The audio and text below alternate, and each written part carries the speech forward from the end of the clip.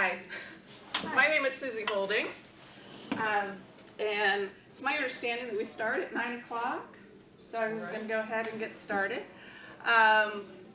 Welcome. Since we're a small group, why don't we just go around, and it would be helpful for me if I could hear a little bit about what you're interested in hearing about today. We have a title that Father Bob gave us, that what Chicago's new Episcopal Seminary has to offer to you. So I guess I want to know what questions you bring, and I just wanted to keep this as an informal conversation.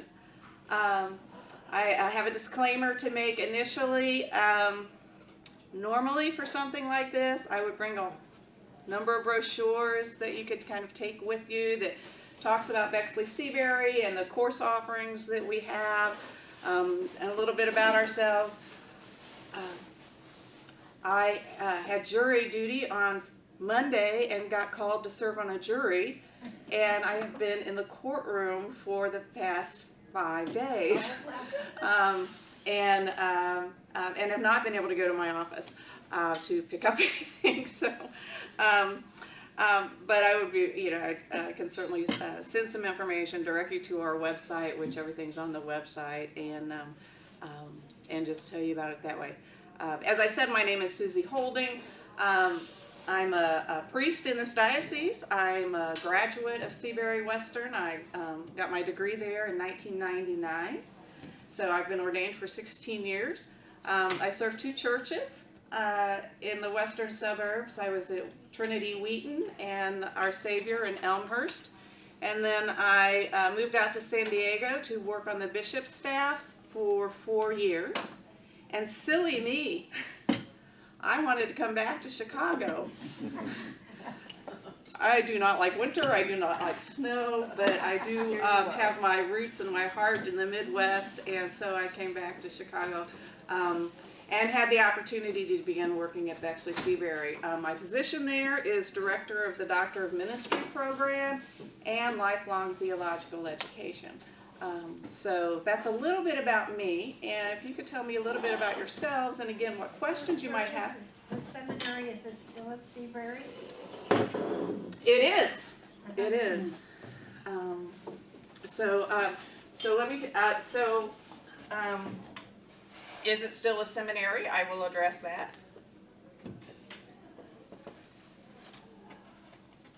Just names and just.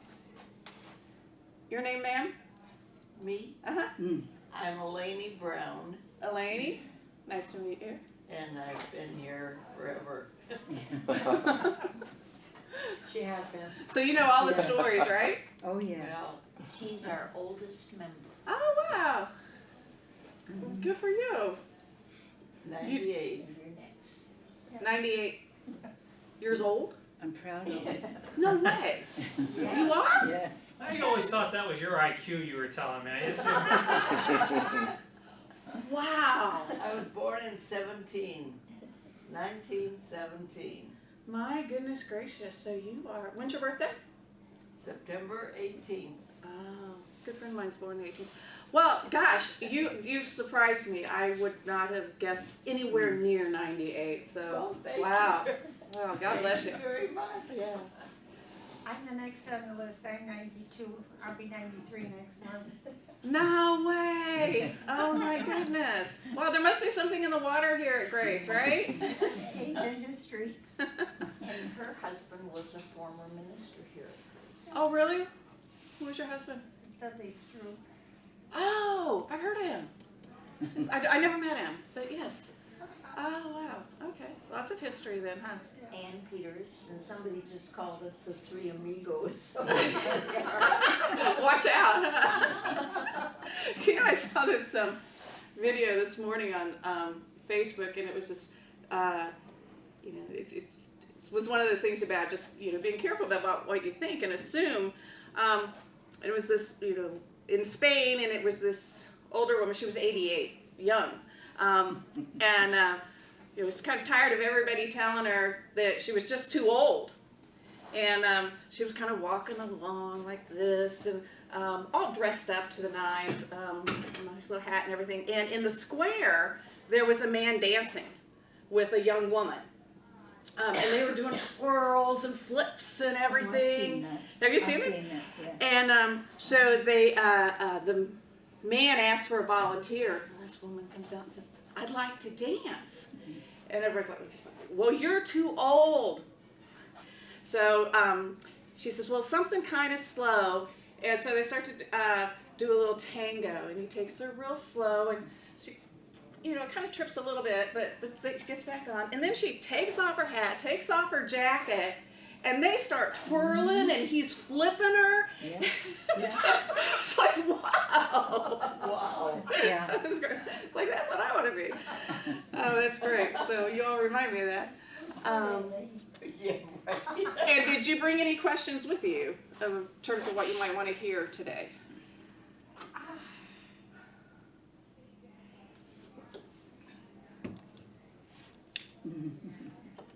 Well, they might come up. And sir? I'm 50. I'll be 51. You're just a child. You're halfway there, David. I don't know. Every morning I wake up, I feel a year older. I hear you. I'm just curious in what way Bexley Seabury is still Seabury. Okay. Okay, good. Good. Yeah. It may be more than that, David. I mean, there might be some specific things that you want to explore, I should think. 1 degree at a time.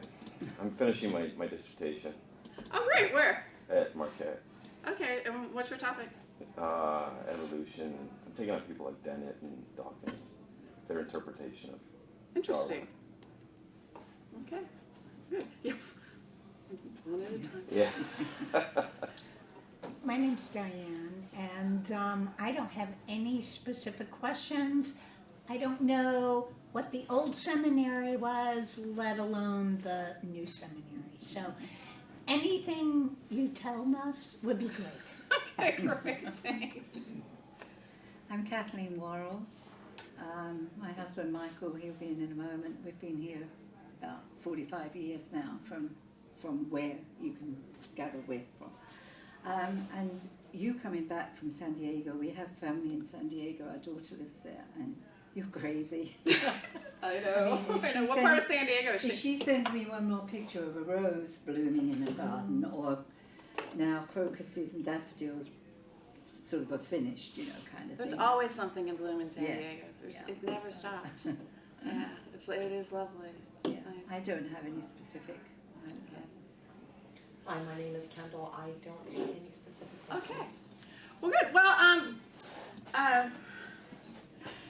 Bexley Seabury came out with some news just this past week, or last week. I'm not sure when we stood it now. February 25th, where we announced something new for us. To understand what that new thing is, and I think this is why Bob, when he put in the title, put quotes around new, Chicago's New Seminary. Let me tell you a little bit about the history and kind of bring you up to speed that way, because I think one of the things that's important is we think about, and not just as a seminary, but in congregations and in other ways, sometimes it's helpful to know where you've been and what is kind of core about that bit of your identity that can give you some direction in terms of how you move forward, especially at times like we're facing these days where things are rapidly changing and there's a lot of ambiguity and in our world today, a lot of anxiety and all, but to find those core things that help set a path for us for the future, I think can be really helpful. So, there were three, actually, seminaries in the 1800s. There was one called Seabury, there was one called Western, and there was one called Bexley. All of these seminaries were founded, like I said, in the mid-1800s with kind of a pioneer frontier spirit. Philander Chase, do any of you recognize that name? Buried in central Illinois. It used to be known as the Peoria Diocese, no, the Diocese of Quincy. One of the founders. Well, Philander Chase had a missionary zeal, and he came into what was then thought of as the Western states, and started founding churches, founding places of education. He had in central Ohio, he had a vision for a school, and he got some land. He talked to some lords in England to get some financing, and he talked to Lord Gambier, talked to Lord Bexley, and Lord Kenyon, and started a school called Kenyon College. Anybody familiar with that? Hear of that? In Gambier, Ohio. And in Gambier, at Kenyon College, there was also a school that, one of the buildings that was called Bexley Hall, that was a training school for ministry. And so Bexley Hall started, see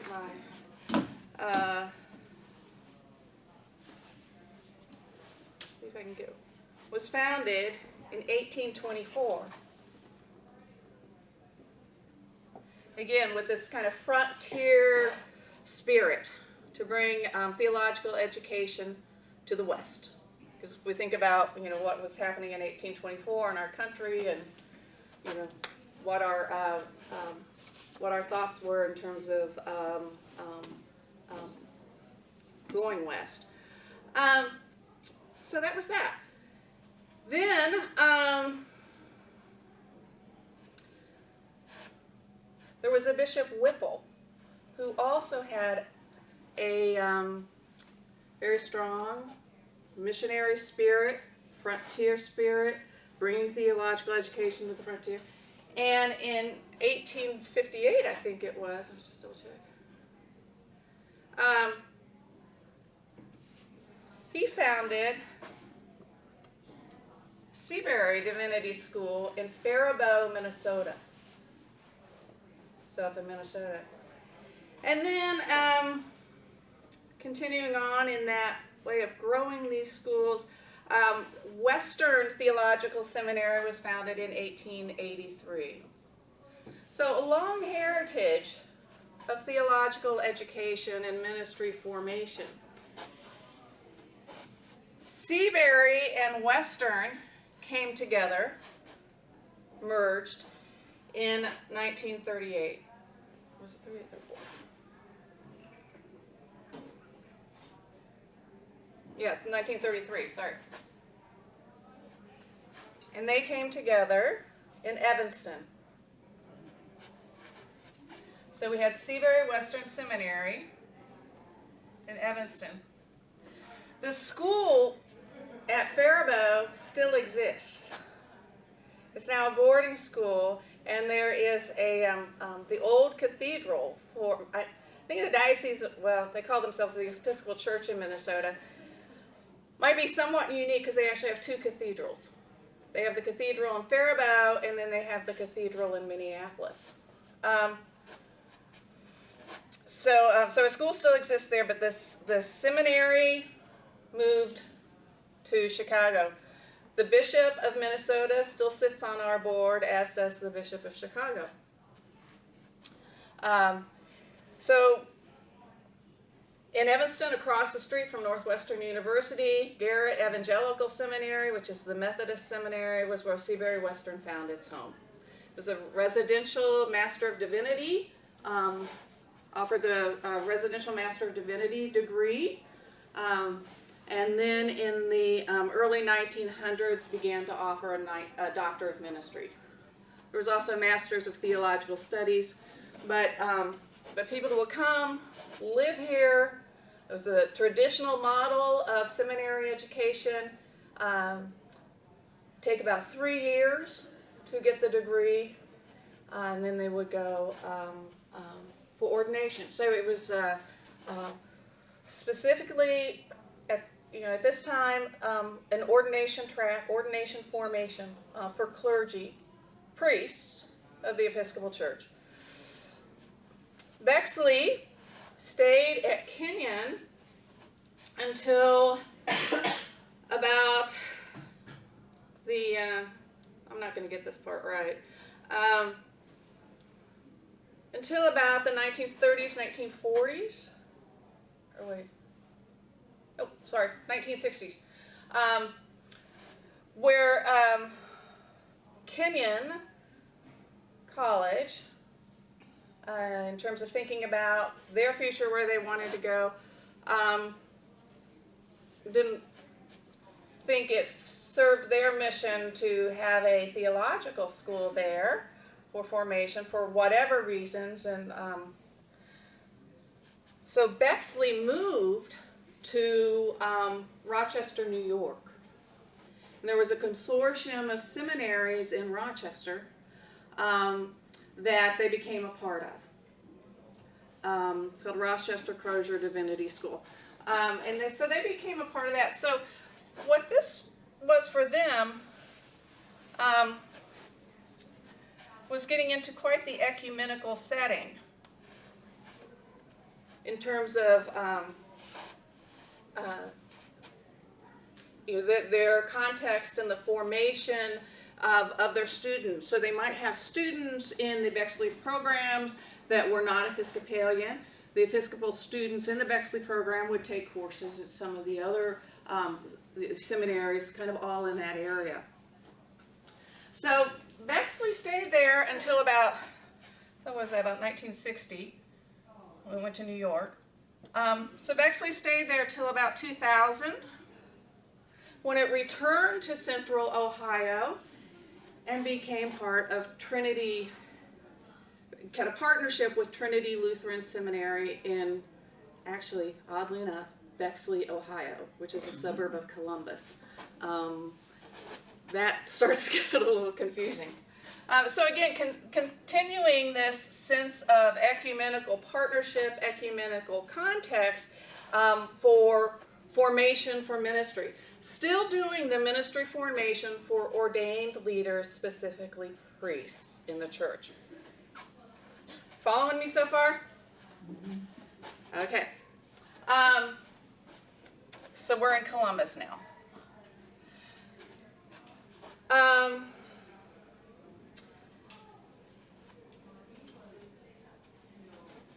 I would guess that you would all agree that there's been a lot of change in our world, let's just say over the past 15 years. Even, more so if you want to look at it a little bit before that, but it's change hitting us on all sides.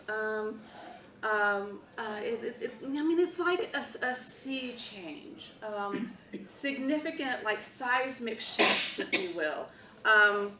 In our culture, in our society, in our world, the world has become smaller, the way we communicate has totally changed, the way we interact is different.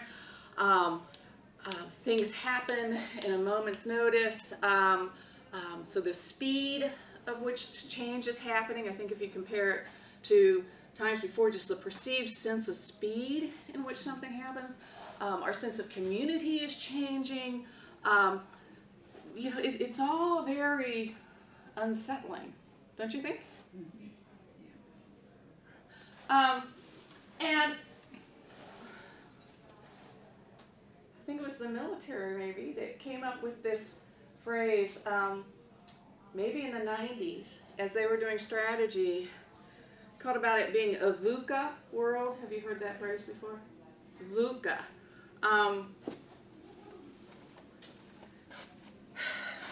We got this?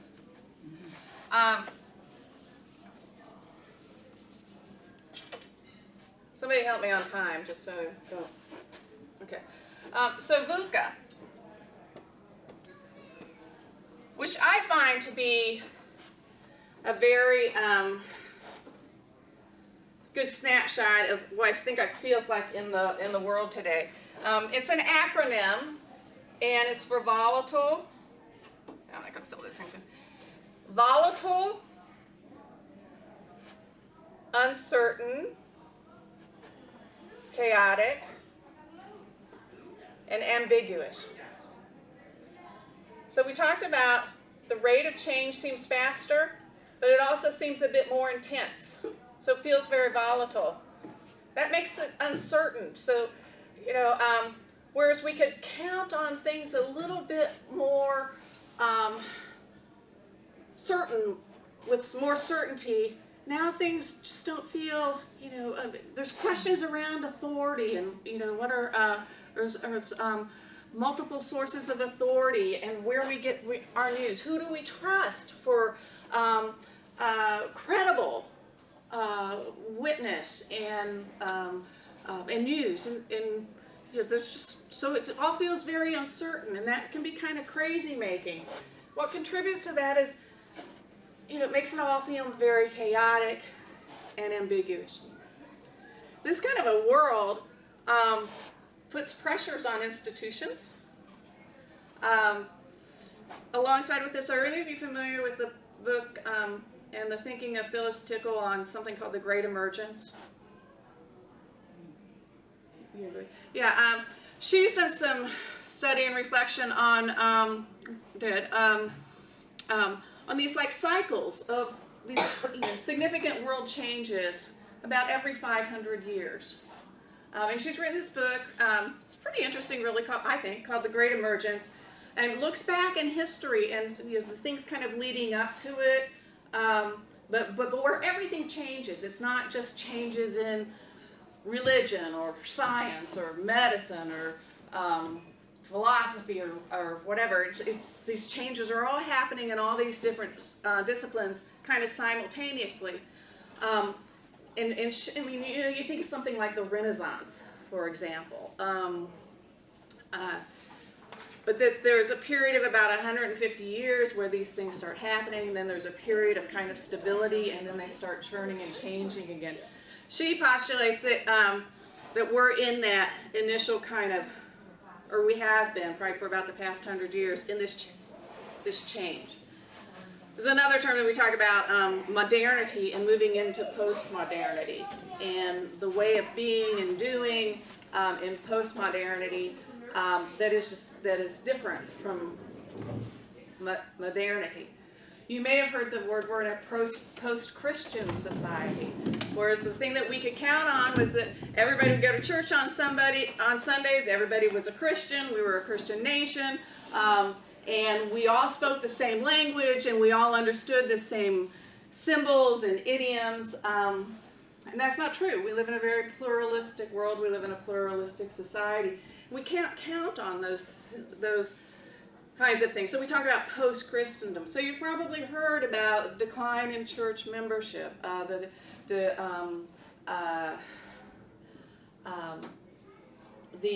number of spiritual but not religious, or the non-affiliated, how those numbers keep rising, and how those numbers rise more so in generations. In the millennials, I think,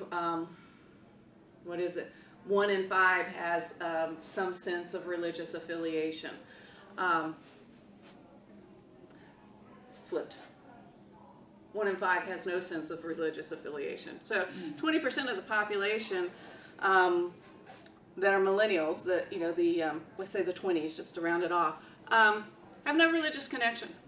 Not even a sense that it has a value to have a religious spiritual life. So, we have all these things that all these changes going on in our world exert pressures on all of our institutions in a variety of different ways.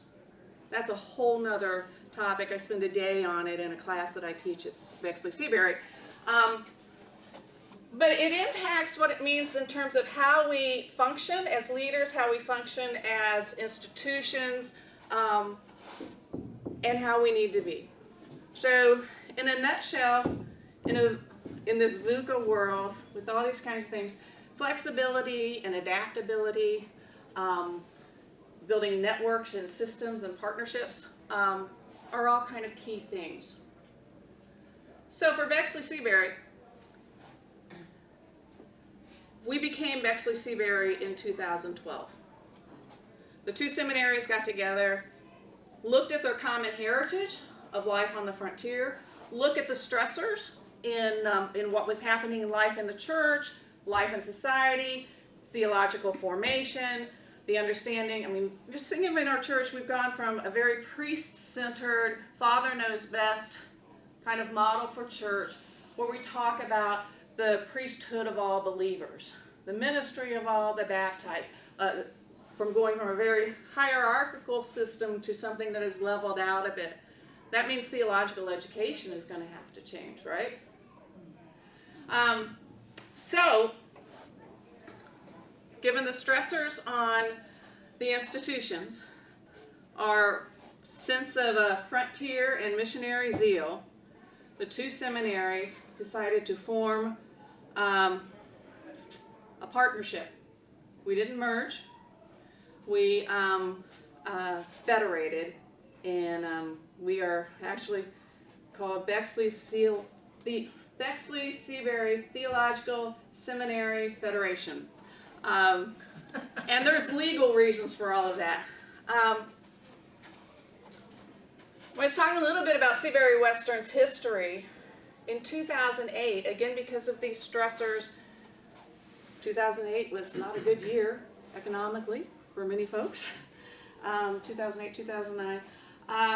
We made a decision to discontinue our Master of Divinity, our residential degree, because students weren't coming for that traditional model. Traditional models don't work so well anymore. They wouldn't come for, leave their lives that they had established somewhere, whether they had, a spouse or partner that worked, that couldn't leave a job, or they had families or whatever. Can't pick up and leave and move to a seminary for 3 years. It just doesn't make sense. So, enrollments were declining,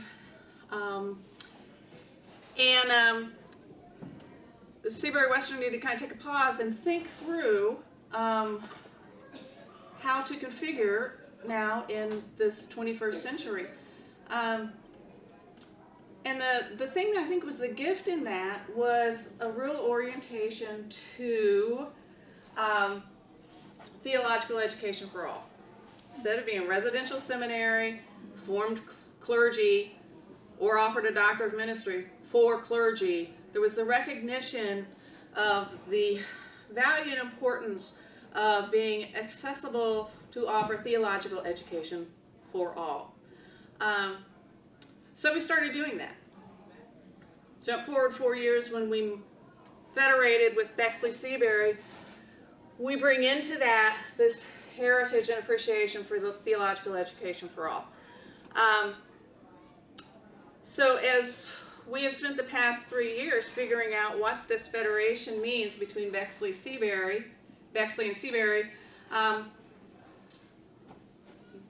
partnering with Bexley brought us back into offering a Master of Divinity degree.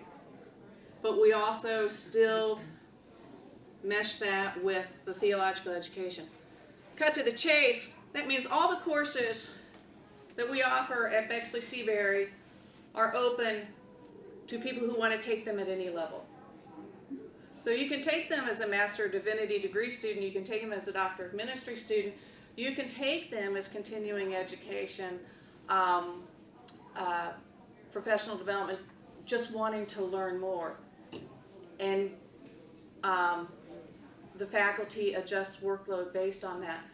So it's accessible. Our courses are all accessible to anybody who wants to take them. So can I don't want to interrupt the flow, but some important things that I need to have from you. Can I ask just a few questions? Yeah. Hopefully it flows with you.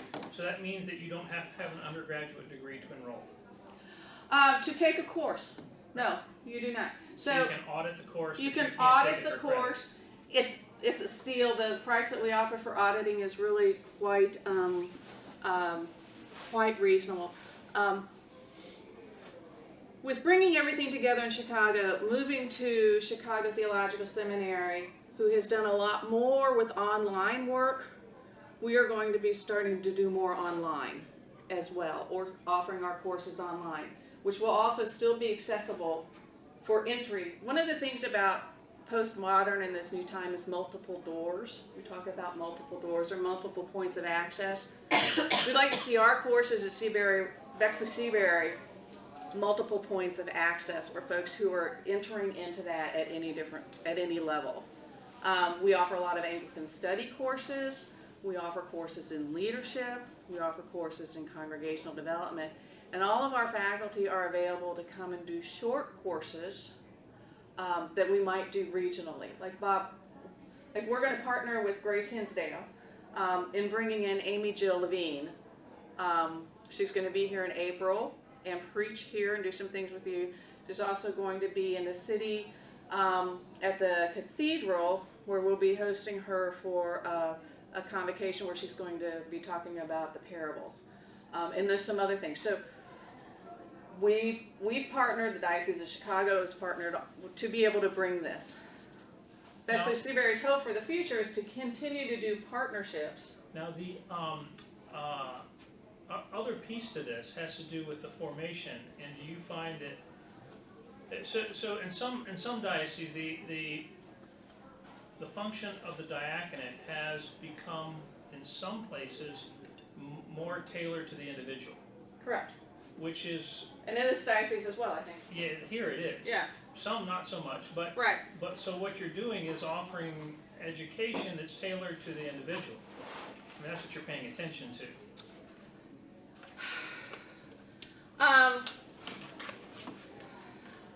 Yes, yeah. I mean, I think what we offer is a breadth of possibility for the individual to choose what the individual needs. Now, have bishops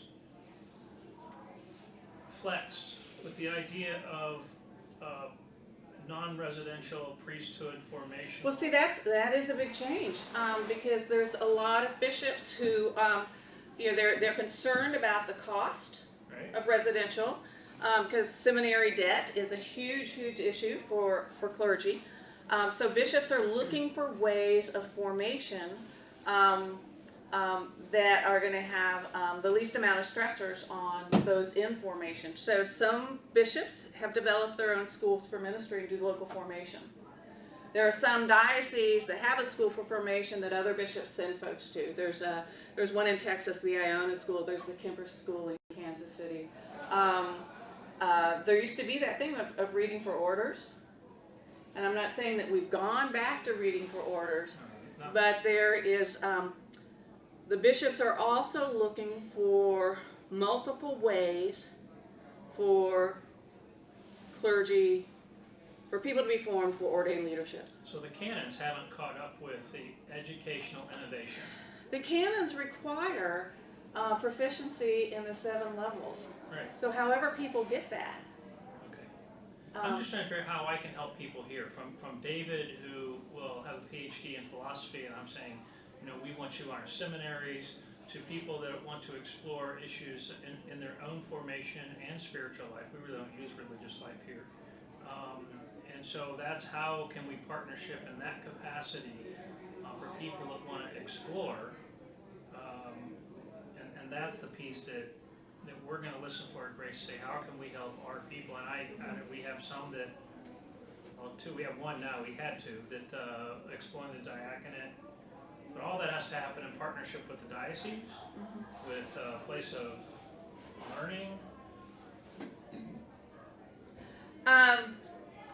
We're actually in conversations with the leadership team for the diaconate in terms of how we can help facilitate that. I mean, you have a seminary in Chicago that we're doing everything that we possibly can to make it more accessible to people. How can we work together? Right. So Great question. Yeah, and so we're having those conversations. And what the move down to Chicago Theological Seminary, the move into Hyde Park, puts us in a much richer theological academic environment than where our offices are out by O'Hare now, and actually the headquarters building for the Evangelical Lutheran Church of America. But the strands that we continue are how do we continue to be on the frontier of theological education for all, and do that in an ecumenical, and even with our move to CTS, we're expanding that into an interfaith setting, because these days, to be ecumenically conversant within the Christian faith and denominations, is good. But what we really need to be able to do, is be conversant in the multiple faiths that we find in society. I think that leads us towards the kingdom work that God asked us to do. So accessibility and flexibility. I didn't mean to interrupt your. No, that's fine. I just wanted to see how I could help people hear. Yeah, no, that's it. This was a pretty loose kind of thing. So I'm excited. I've been there for 2 years. It's my alma mater, but it's changed a lot. I could be resistant to that change, or I could be excited about the new direction in which we're preach going. the next sermon coming up at 10 o'clock. That sermon right there, being non-resistant to change. Yeah, well, it's just, it's not going to work for us anymore. Thank you. Sorry, I have to. No, that's fine. Thank you. Speaking of that, So you're realigning with CTS in Hyde Park? We are, we are, it's not a partnership, it's a working relationship. But we're are going to be on the second floor of their building. They have this nice new building that the University of Chicago built for them. And so we will be close to McCormick, which is the Presbyterian Seminary. We will be close to the Lutheran Seminary. Chicago Theological is a United Church of Christ seminary. We're sparking good relationships with the Catholic Theological Union, Roman Catholic Seminary there, and there's the University of Chicago Divinity School too. So I think that's going to be a real richness for what we offer. Yes? so typically you would not make these kinds of pretty significant changes if you didn't have a strategy and a goal. I mean, there's a strategy and a goal behind this, I'm assuming. I'm not even assuming. I would never expect you to make these kinds of changes, that it wasn't part of the world is changing, we need a strategy. Yeah. So but if I could just, let me bring this home, because this is what I'm thinking. I love this idea of making theological education more accessible. I think that would be something I would personally tap into. I think a lot of people would, but the more interesting piece to me is when you think about the Episcopal Church, the whole Anglican community, outside of developing nations, we're shrinking in membership. We're not growing. Okay.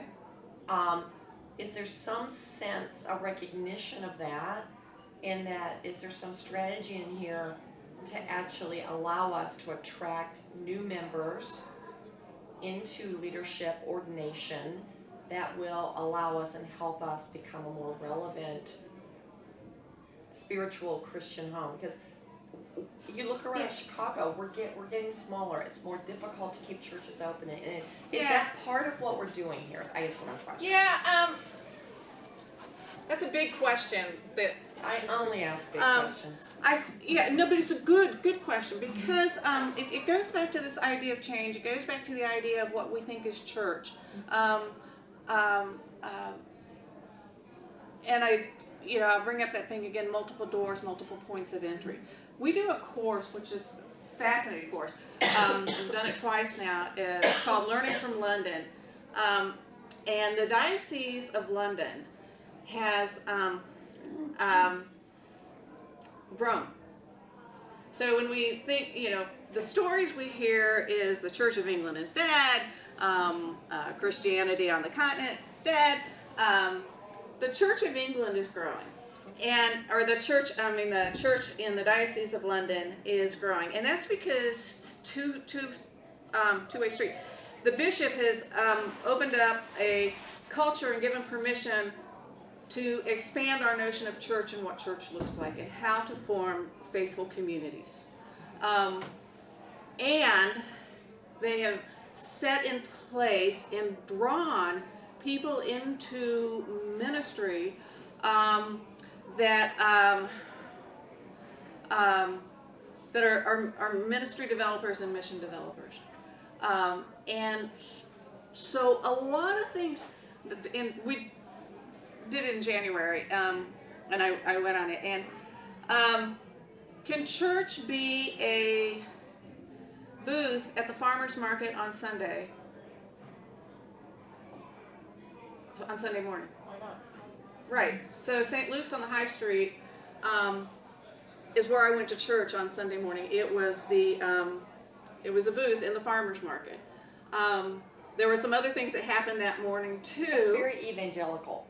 It comes out Which of is a not always terribly Anglican. well, with the And that's that is the probably a bias thing on my about part, being. but I don't think of us as evangelical. That's very evangelical. Oh, it's hugely evangelical. That's the thing about being Anglican. I mean, it's that middle way, and how do you find it? And I'm like, and the question that has stuck That's with me, and I like to think I'm pretty open-minded, is what does it mean to be church? It's been with me for a couple months now after experiencing that. But we also went to St. James in Piccadilly. Very Anglo-Catholic church. The church was built by Christopher Wren in the 1600s. They have this amazing rector, Lucy Winkett, and they're doing some really interesting things in terms of what does it mean to be church. And I think those are the questions. And for us as a seminary, it's that brings up, what is leadership? Who are the leaders? What does it mean to be missional? It's this term that we throw around a lot. What are fresh expressions of church? Another term that gets thrown around a lot. But how do we begin? I mean, if we're working with leadership, let's just say leadership for the church, whatever the church is going to be in this part of the 21st century, which is not going to look at all like what it's going to be in the latter part of the 21st century. How do we shape innovative, creative, flexible, adaptive, community building people for leadership in God's church? That our strategy is to try to respond to that question faithfully, and try different initiatives. And know that it's okay to fail. But it's even better to risk. Yes, ma'am. The Catholics are seeing a decline in the numbers entering the priesthood. What are the numbers going into the seminary and the Episcopal Church? They're actually kind of up now from what they were. And they're up in a demographic that hasn't been up for a while, which is a younger demographic. So yeah, but they're not at the levels of what what they used to be. And churches that used to have 2 full-time priests maybe can only have 1. Or full-time and a part-time. So the job possibilities are not there. What's interesting in the Diocese of London is their financial structure is different. And we're going to have to figure this out, I think, but they create positions that are like ministry experimenter positions, so people get paid. They can get a living, and they can do some interesting things. We aren't structured quite that way now. So, but to answer your question, there are there's more interest in these local formation, like in San Diego where I was. As one of the things we started on right before I left was a school for ministry. The Diocese of San Diego does local formation, and they are getting people that they're forming for leadership that will most likely stay in San Diego, but they don't have to. But they can't leave now. So their school for ministry, and it's interesting. It's pop up because it's low investment for them to start this school. There are a number of students in the school. They also have students that are going to traditional seminaries. But so they have had an increase in the number of the people interested in going into ordained ministry over the past few years. So there's something going on. It's not going to look like it was before, but I trust in God's Spirit to be stirring it up and to be faithful to what new thing God might be doing in the midst of all that. But it's going to mean change. It's going to mean things don't look or feel quite like they did. Is that helpful? That was very helpful. Okay. It's interesting. Yeah. I mean, it's. I mean, to really start thinking about this bigger picture of what's happening in our in the world right now. I mean, because if you start to look at institutions like hospitals, you look at institutions of higher learning, what's happening with them. You kind of look around and you say, it's not just the church. I mean, how it's hitting the church, we feel and experience it one way, but there's a. I mean, you be interested to hear your thoughts in terms of from an evolutionary standpoint. Well, I just, I agree the trend is towards secularization and the church, liberalization, and I mean even University of Chicago is no longer exclusively Christian, and Yeah, it's very different. so the trend is towards spirituality and religion and the universality of all religions, and I kind of feel like the uniqueness of Christ is getting But that downplayed. is an interesting perspective, is how do you change but not lose your center? And if it is a less Christ-centered experience, then what even makes us relevant? But here's the thing. I think Christ is even more relevant. I mean, I think Christ is always relevant. Okay. And but I think in some ways we need to reclaim that, because I don't think we're losing it now. I think in some ways we've lost it already because we haven't done a good job of discipleship. This is one thing the evangelicals I have on us, there's a story to tell, and it is an amazing story. We haven't been taught or assisted or equipped or whatever to tell that story in a compelling way. I would tell you something that crossed my mind, though, is when you talked about something at the farmer's market. That would be where you would find Christ. Really, I don't think he would be all that impressed with our big churches. But it's in the details, and how do you, that's why the goals are important. Because your goals, if you're not really clear on what your goal is, then this could just become a great, interesting, experiential thing. Yeah. But Yeah. Well, it's got to point towards something. it's got to. Yeah. And if we lose ourselves, if we throw that baby out with the bathwater, I hate to use those little trite phrases, but going back to what you said is that then we're not really successful, and we will fade away, and we won't be relevant because we're not going to be offering something that to many of us is differentiating and critical to a spiritual life experience. My faith holds Yeah. that God is in the midst of all this. Mm-hmm. And there are things that we need to let go of, and some things may need to die. But we are a people of hope, and we are a people of resurrection. I mean, that's our story. I mean, That you is talk our about story. being Christ-centered. Yeah. We're a Christian nation. Pardon me, this slight little political aside, but we are a Christian nation. Or, well, we say we're a Christian nation. I don't think we are, but we say we are. And people on the political scene say we are. But if you hear what comes out of their mouth, it is not the words of Christ. So that whole Christ-centeredness just does not, we're very self-centered. But Christ-centered, not so much. How do we reclaim that language, that understanding, that sense of, what does it mean to have Christ in the midst of us?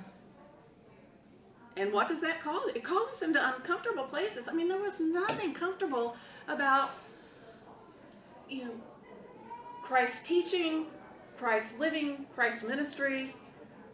It was healing. It brought people to places in their lives that transformed their lives. Was it comfortable? No. But it was worth it. Okay, I'm not preaching today. So. But you know, we're not a hospital, and there is, to not lose sight of that context. As you talk about new directions, I think is really critical. It's critical in the message. It's going to be critical in how much support you receive. Because we're not a hospital. I mean, we can compare ourselves to hospitals, but that ain't what we're doing here. No, it's not. But you know, I think there's this is really interesting, and it could really be a change that's necessary. Yeah. What I like to think of when I think of ministry and life and faith communities and this and that, I like to think of breathing in and breathing out. You and Chris. Huh? Chris. That would be Chris. Oh, he's into what? He's very into the breathing Eastern and spirituality. releasing. Oh, well, I'm not that. I'm just, you know, it's just kind of basic. You need to breathe in, and get all those things that kind of nourish our bodies in our breath, right? But we can't. And I think, you know, our worship, our time in prayer, whatever our spiritual practices are, those are the things that refresh us and give us breath. But we can't stay there because so we have to breathe out. And that's when we are going out doing the work that we've been called to do. Whatever living our lives in imitation of Christ, being good, faithful Christians in the world. Whatever it is that we are called to do, we go out and do that. Whether it's it's in our families, in our neighborhoods, or whatever. But you can't just breathe out all the time too. You have to breathe in. So there's this rhythm. I'm so sorry. I have to go to church. Yeah. Sometimes the rhythm is the hospital part of it. Yeah, it's 9:58. But sometimes it's not. And I'm done. I thank That you was all really for your. interesting. Thank you for coming. I Well, apologize thank you for listening. Thank you for coming. This is good. Wasn't sure where we were going to go with it, but.